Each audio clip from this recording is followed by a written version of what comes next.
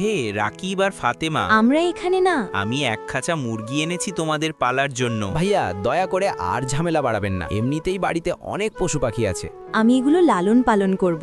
পালতে চাইলে নিজের রুমে নিয়ে পালো, আমি এসবের মধ্যে নেই। চলো আমরা ওদের জন্য একটা সুন্দর ঘর বানিয়ে ফেলি। প্রথমে বড় বড় সবুজ বাঁশ নিয়ে সেগুলোকে দাঁত দিয়ে ফালি করে নেই। ওর মতো আমি করি, দেখি তো পাই কি পাই না। আরে অনেক শক্ত।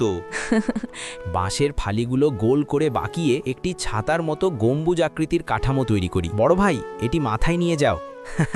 তার আগে এটি হচ্ছে শয়তানের ছবি, এটি হচ্ছে আল্লাহ নাম। যে আল্লাহর সুন্দর নামকে লাইক সাবস্ক্রাইব করতে ভয় পায়, সে গান বাজনার ভিডিওতে ঠিকই লাইক সাবস্ক্রাইব করে। আসলে সেটাই হচ্ছে শয়তানের বন্ধু। এগুলোর উপর খড় বিছিয়ে দেই, এই জায়গায় ঘর বানাবো। আমরা দুটি বড় গাড়ির টায়ার একটির উপর আরেকটি রেখে ঘরটির মূল ভিত্তি বানাচ্ছি, তার সাথে সিঁড়ি দিয়ে দেই। এখন ভালো করে স্ক্রুগুলো লাগিয়ে দেই। আমি সাদা রঙের ছোট প্লাস্টিকের বেড়া দিয়ে ঘরটির চারপাশে একটি সুন্দর আঙিনা তৈরি করে দিচ্ছি, যাতে ঘর মজবুত হয়। হ্যাঁ, আমিও লাগিয়ে দেই। সবাই মিলে চারপাশে বেড়াটা দিয়ে দেই। দেখলে তো, চমৎকার একটা ডুপ্লেক্স বাড়ি, সাথে সুন্দর আঙিনাও আছে। কেমন হয়েছে? আমি জানতাম আমার ভাইয়া সব থেকে সেরা।